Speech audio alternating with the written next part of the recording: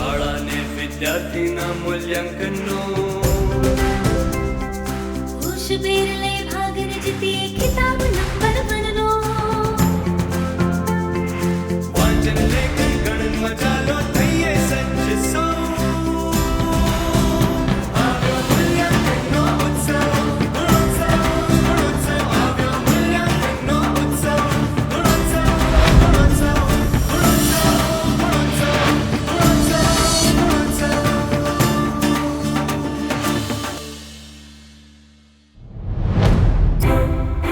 ગુણોત્સવ અંતર્ગત આપણે મુખ્યત્વે 3 મૂલ્યાંકન કરીશું. 1. શૈક્ષણિક મૂલ્યાંકન. 2. સહ અભ્યાસ પ્રવૃત્તિઓનું મૂલ્યાંકન. 3. સંસાધનોનો ઉપયોગ અને લોકભાગીદારી. શૈક્ષણિક મૂલ્યાંકન અંતર્ગત ધોરણ 2 થી 5માં વાંચન, લેખન અને ગણન. ધોરણ 6 થી 8માં વાંચન, લેખન, ગણન ઉપરાંત વિષયવસ્તુ આધારિત કસોટી. આપણું લેખન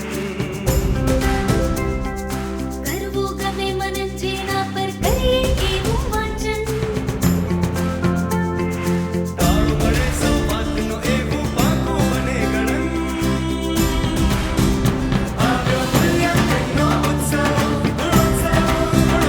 આવ્યો મૂલ્યાંકનનો ઉત્સવ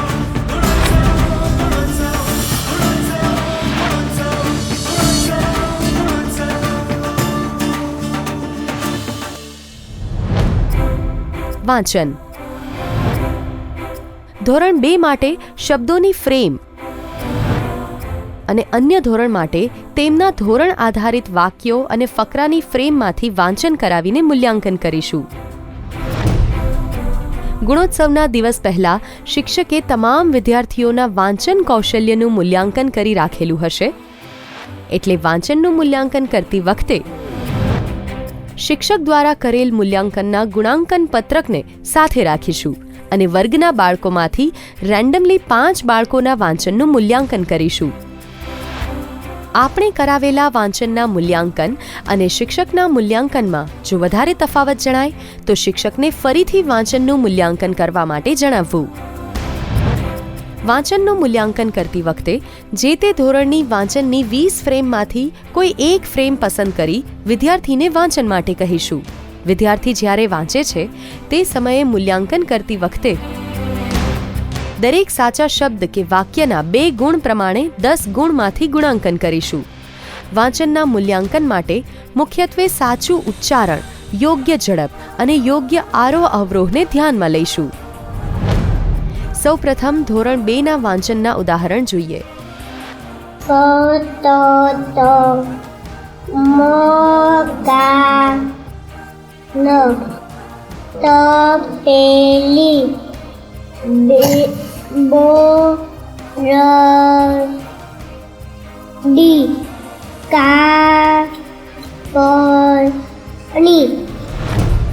આપણે જોયું કે વિદ્યાર્થી આખા શબ્દને બદલે અલગ અલગ અક્ષરો વાંચે છે, જે દર્શાવે છે કે દરેક અક્ષર આવડતો હોવા છતાં શબ્દનો ઉચ્ચારણ યોગ્ય રીતે કરી શકતો નથી. તેથી આપણે 10માંથી 5 ગુણ આપીશું.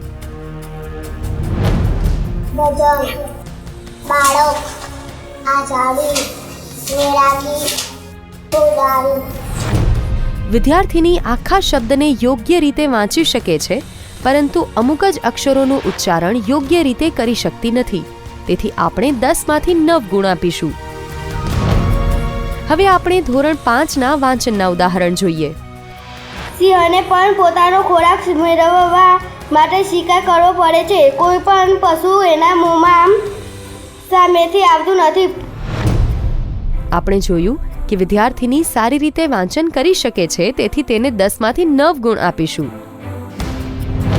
મારા દેશનું ભારત વિવિધ ધર્મ અને જાતિના લોકો રહે છે.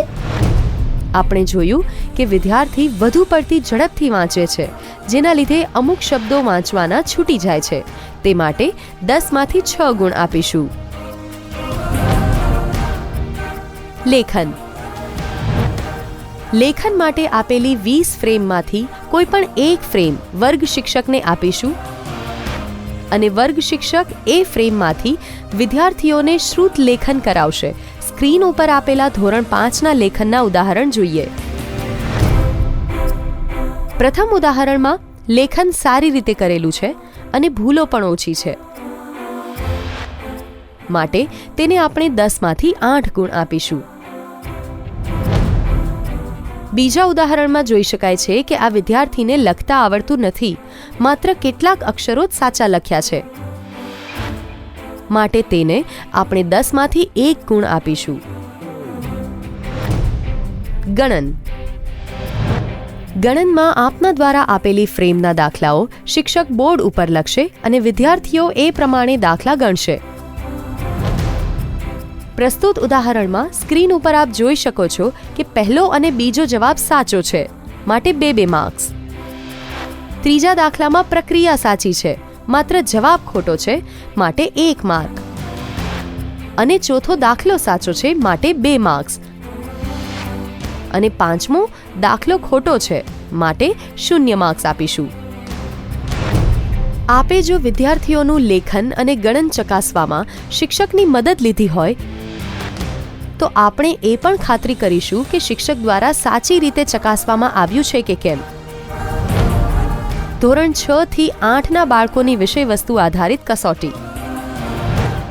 પ્રાર્થના સંમેલન પછી તરત જ ધોરણ 6 થી 8ના વિદ્યાર્થીઓની કસોટી લેવામાં આવે છે, જેમાં આપણે એ ધ્યાન રાખીશું કે એક જ ધોરણના 2 વિદ્યાર્થીઓ પાસે બેઠા ન હોય.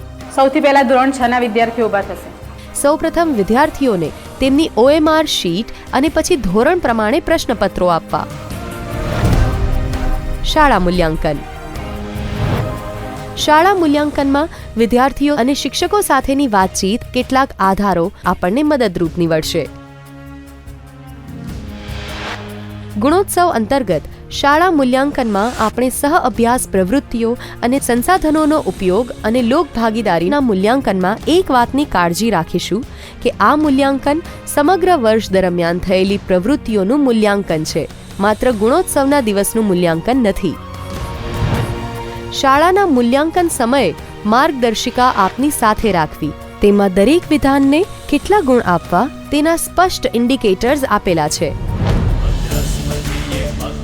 પણ બીજું કંઈ ન છૂટે. સહઅભ્યાસી પ્રવૃત્તિના પણ અંકુરો ફૂટે. બંનેમાં થઈએ અવ્વલ તો જીવનમાં કશું ન ખૂટે.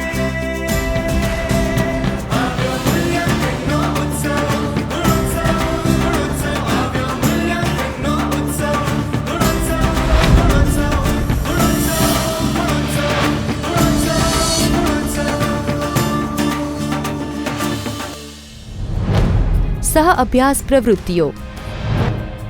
1. પ્રાર્થના. 2. યોગ વ્યાયામ અને રમતગમત. 3. વિષયવસ્તુ આધારિત પ્રવૃત્તિઓ, બાળમેળો, ઇકો ક્લબ. 4. શાળા પુસ્તકાલય. 5. સાંસ્કૃતિક પ્રવૃત્તિઓ અને બાળસભા. 6. સહ અભ્યાસ પરીક્ષાઓ અને અન્ય. પ્રાર્થના.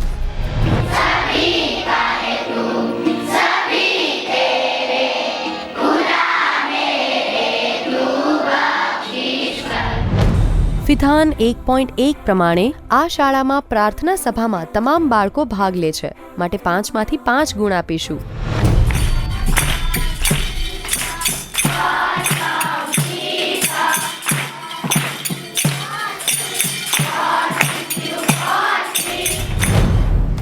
વિધાન 1.4 પ્રમાણે આ શાળામાં પ્રાર્થના સભામાં ઘડિયા ગાન, ક્વિઝ, સમાચાર વાંચન જેવી પ્રવૃત્તિઓ થાય છે, માટે 5માંથી 5 ગુણ આપીશું.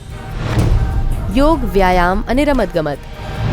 વિધાન 2.2 પ્રમાણે આ શાળાના વિદ્યાર્થીઓ 3 રમતોમાં તાલુકા કક્ષાએ વિજયી થયા છે અને જિલ્લા કક્ષાએ રમતોત્સવમાં ભાગ લીધો છે, માટે 5માંથી 5 ગુણ આપીશું.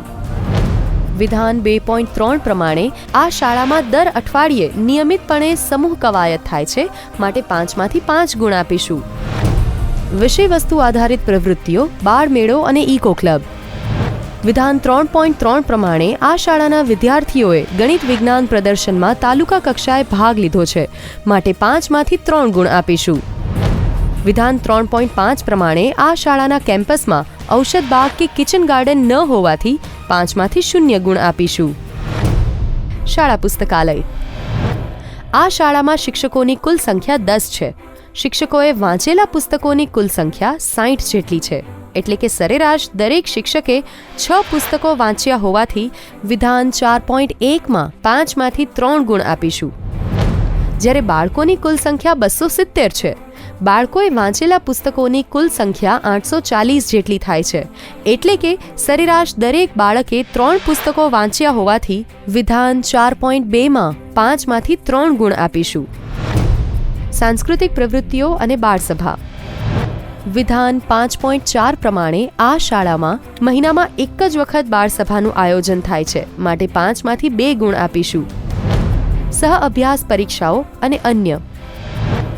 વિધાન 6.1 પ્રમાણે આ શાળામાં ગત વર્ષે ધોરણ 8ના કુલ 30 પૈકી 7 એટલે કે 20%થી વધુ વિદ્યાર્થીઓએ નેશનલ મીન્સ કમ મેરિટ સ્કોલરશિપની પરીક્ષા આપેલી છે. માટે 5માંથી 5 ગુણ આપીશું. સંસાધનોનો ઉપયોગ અને લોકભાગીદારીનું મૂલ્યાંકન. 1. પાઠ્યપુસ્તકો અને મૂલ્યાંકન. 2. મધ્યાહન ભોજન યોજના. 3. પાણી અને શૌચાલય. 4. કમ્પ્યુટરના ઉપયોગ. 5. લોકભાગીદારી. 6. અન્ય. પાઠ્યપુસ્તકો અને મૂલ્યાંકન. આ શાળામાં તમામ બાળકોએ પોતાની નોટબુકમાં અને સ્વાધ્યાય પોથીમાં લેખન કાર્ય કરેલ છે. જેથી વિધાન 1.2માં 5માંથી 5 ગુણ આપીશું. પરંતુ શિક્ષકશ્રી દ્વારા આ લેખન કાર્યને તપાસવામાં આવેલ નથી. તેથી વિધાન 1.3માં આપણે તેમાં 5માંથી 0 માર્ક્સ આપીશું. મધ્યાહન ભોજન યોજના. આ શાળામાં મધ્યાહન ભોજનના રજિસ્ટર પરથી ખ્યાલ આવે છે કે શાળાના 80% જેટલા બાળકો આ યોજનાનો લાભ લે છે. માટે વિધાન 2.2માં 5માંથી 4 ગુણ આપીશું. પરંતુ બાળકો જમતા પહેલા હાથ ધોતા નથી. તેથી વિધાન 2.3માં 5માંથી 0 ગુણ આપીશું. પાણી અને શૌચાલય. વિધાન 3.1 પ્રમાણે આ શાળામાં દરેક વિદ્યાર્થી માટે પીવાનું પાણી સરળતાથી ઉપલબ્ધ છે. માટે 5માંથી 5 ગુણ આપીશું. વિધાન 3.4 પ્રમાણે આ શાળામાં નકામું પાણી બાગબાની માટે વપરાઈ રહ્યું છે. માટે 5માંથી 5 ગુણ આપીશું. કમ્પ્યુટરના ઉપયોગ. જે શાળામાં કમ્પ્યુટર હોય તે જ શાળાનું આ વિભાગમાં મૂલ્યાંકન કરીશું. અન્યથા આ વિભાગ ખાલી રાખીશું. વિધાન 4.1 પ્રમાણે આ શાળામાં તમામ કમ્પ્યુટર કાર્યરત છે. માટે 5માંથી 5 ગુણ આપીશું. વિધાન 4.4 પ્રમાણે આ શાળામાં ધોરણ 6 થી 8ના મોટા ભાગના વિદ્યાર્થીઓ કમ્પ્યુટરનો ઉપયોગ કરે છે. માટે 5માંથી 4 ગુણ આપીશું. લોકભાગીદારી. વિધાન 5.1 પ્રમાણે આ શાળામાં પ્રશ્નોત્તરી કરતા જાણવા મળ્યું કે એસએમસીની બેઠક નિયમિત મળતી નથી અને જ્યારે પણ મળે છે ત્યારે પુરુષ સભ્યોની ભાગીદારી વધારે હોય છે. માટે 5માંથી 1 ગુણ આપીશું. અન્ય. વિધાન 6.4 પ્રમાણે આ શાળામાં શાળા સફાઈની દરેક પ્રવૃત્તિઓમાં તમામ કુમાર અને કન્યાઓ ભાગ લે છે. માટે 5માંથી 5 ગુણ આપીશું. ગુણવત્તાલક્ષી શિક્ષણના મૂલ્યાંકન માટે આપના અવલોકનો ખૂબ જ અગત્યના છે. આશા છે કે આ દ્રશ્ય શ્રાવ્ય સામગ્રી શાળાના તટસ્થ મૂલ્યાંકન માટે ઉપયોગી બની રહેશે.